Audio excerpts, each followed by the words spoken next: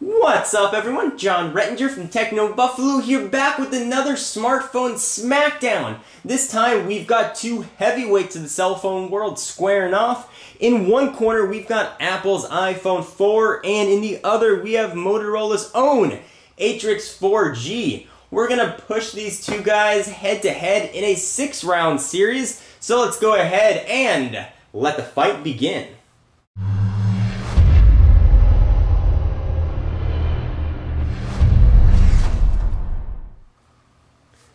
So the 6 rounds that we are going to cover are specs, apps, screen, speed, OS, and browser. Now certainly there are a myriad of other categories that I would love to cover, but unfortunately in the interest of time and having this not be a 40-minute to probably a 3-hour long video, because you guys know I love to talk, I had to pick the 6 categories that I thought were most important to the average user.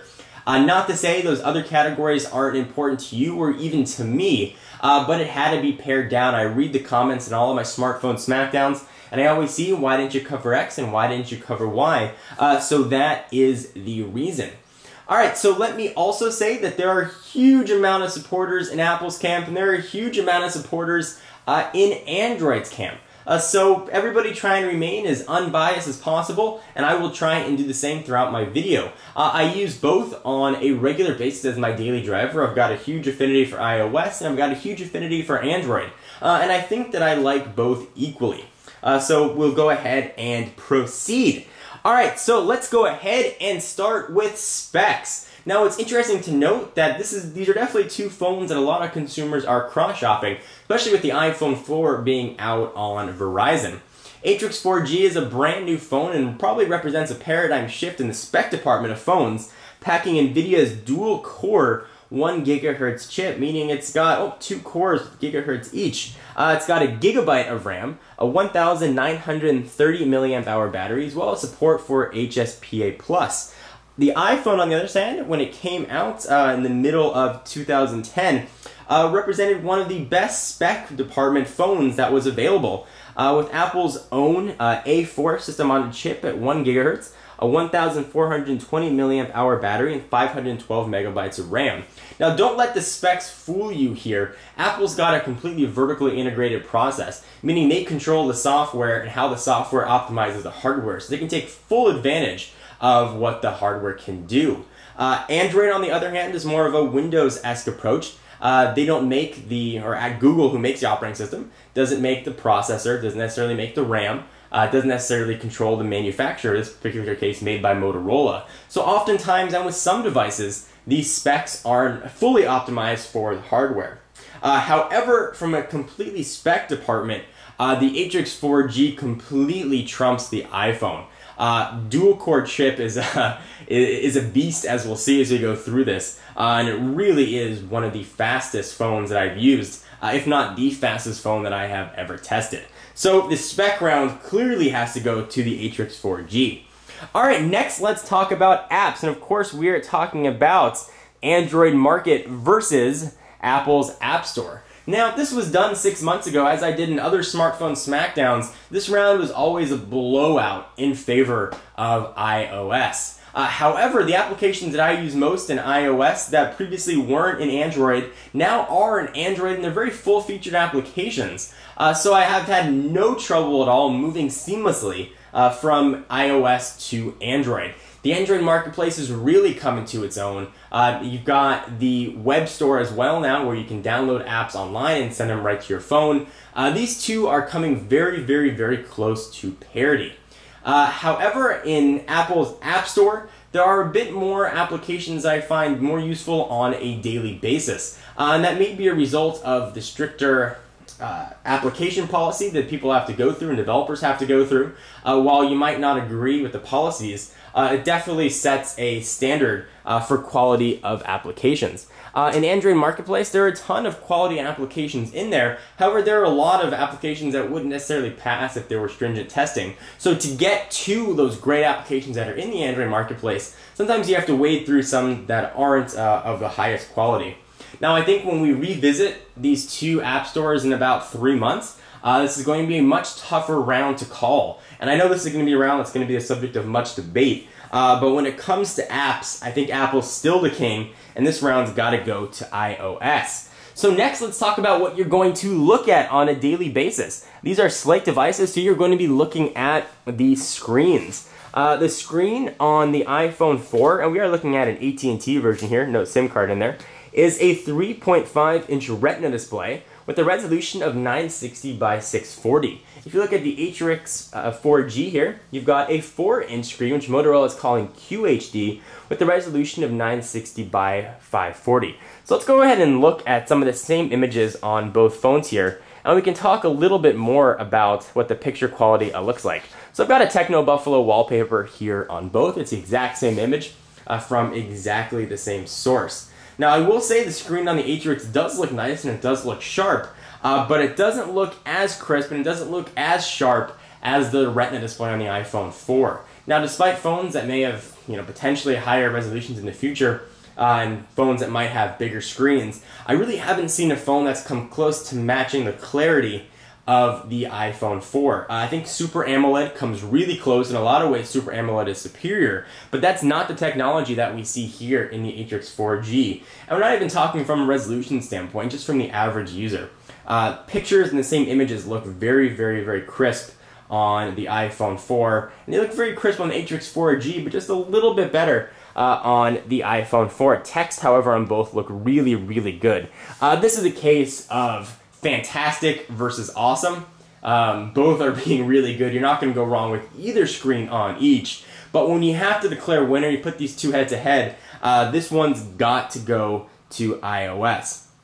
Alright, so next let's talk about speed, which has really been all the rage with the Atrix 4G and its 1 gigabyte of RAM and its dual-core processor. But does that translate to actual speed usage and improvements? I've tested pretty much every Android phone that's come out since Android first came out, and this one is definitely the fastest. So it's not necessarily a fair test to open the calendar application on iOS and the calendar application on the Atrix 4G, because they're different applications made for different operating systems. So the best thing that we can do to really compare speed, other than you taking my word for it, is open the same applications on each. So let's go ahead and do that. Let's start with one of my favorite and probably one of my biggest time wasters here, Angry Birds. And I do want to say that I've got really nothing running in the background here on iOS, and I do have several applications actually running in the background here on the Atrix 4G. They've got a task manager built in. You can see some of what's going on here. So with that in mind, let me go ahead and try and launch Angry Birds here at the same time, and we'll see if this gives us any semblance of what we're looking at from a speed standpoint. So let me go ahead and try and hit these. It's harder than it looks to hit them at the same time, I'm not gonna lie. Alright, so both are open. So we've got the Rovio application coming up. Hit cancel there, hit OK. And we're actually ready to play, despite the little bit of difference me having to hit cancel on iOS than we were actually on Android, at least up to this message. Let's go ahead and hit play on both. Let's just pick level. We'll pick the same level on each. Although saving at the same time is so much harder than you think it might be. Great, okay. So really the moral when it comes to something like Angry Birds and a simple application is both are very fast, and you don't see that dual core necessarily taking advantage of that. Alright, so an application like Angry Birds was kind of a draw, so in a lot of the speed tests, you are going to have to take my word for it. On all the Android devices I've tested, and as I mentioned, I've tested quite a few, sometimes there's a bit of lag as you use the device, and sort of more applications are used. So even when it comes time to moving applications around, there can be a bit of delay, whether or not you want to open the camera application or open up any of the core functionalities here. There was a bit of a lag.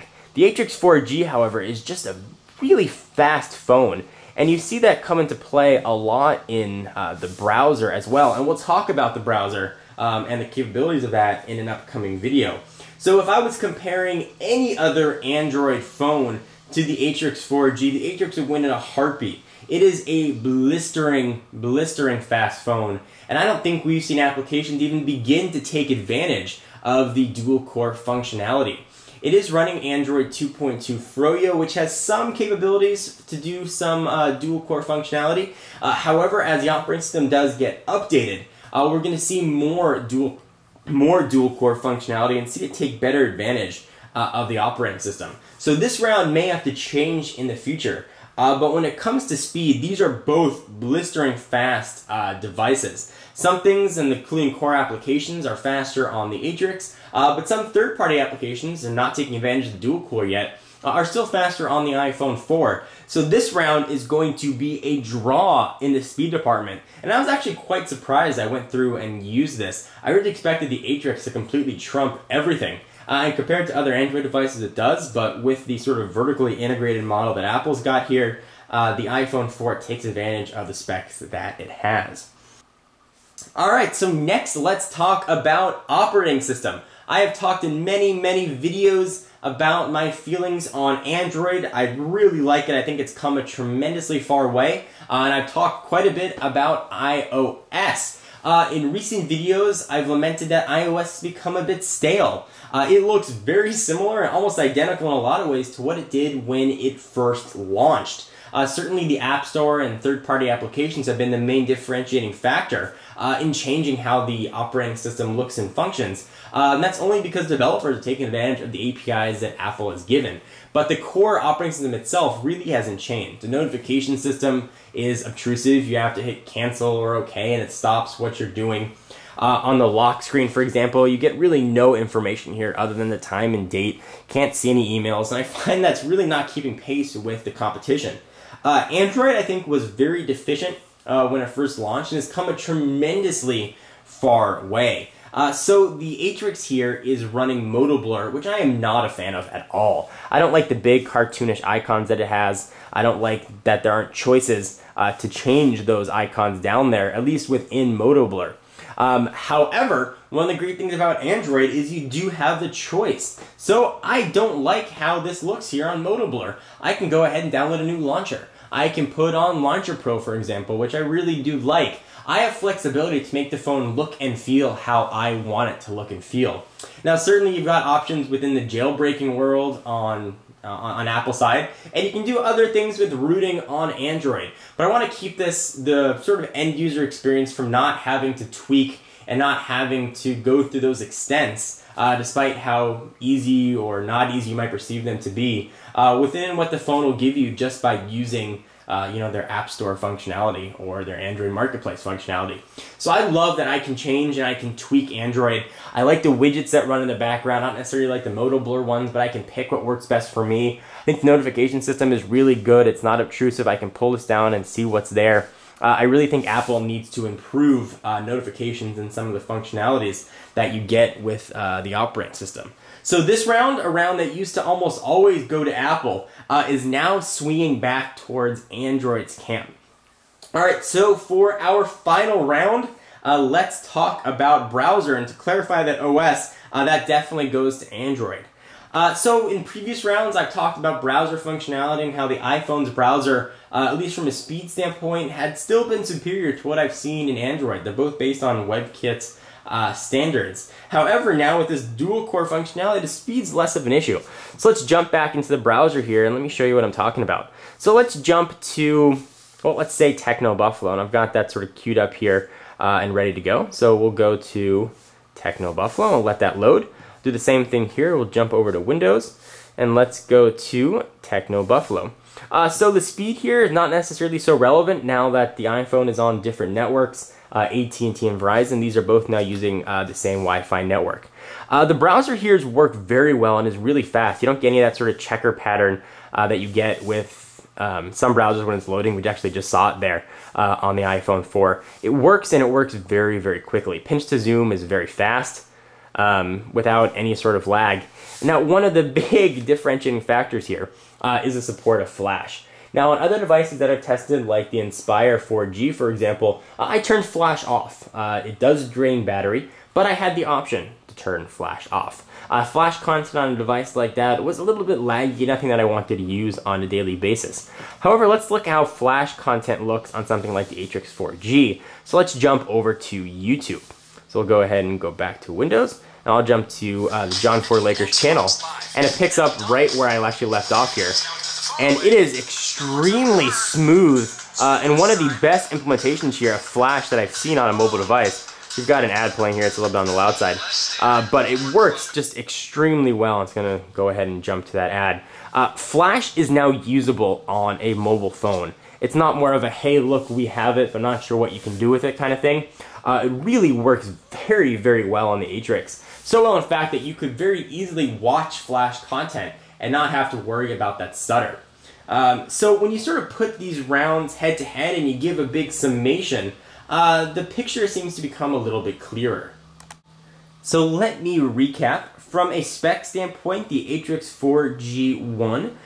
From an apps standpoint, we brought it back to the iPhone. From a screen standpoint, the iPhone took it. From a speed standpoint, at least surprising to me, that one came out to be a draw. From an OS standpoint, the Atrix took it. And from a browser standpoint, because of that Flash ability and the ability to turn it on or off and sort of use it as you choose, Android took that round as well, bringing us to a final score of 3-2 with one tie. So the Atrix 4G is our new smartphone smackdown winner, and remains king of the smartphone world. So what do you guys think? Do you agree, disagree, am I off, not off? Love to know your thoughts and opinions. Anyway guys, I'm Rettinger from Techno Buffalo, and I'll see you in the next video. Bye-bye.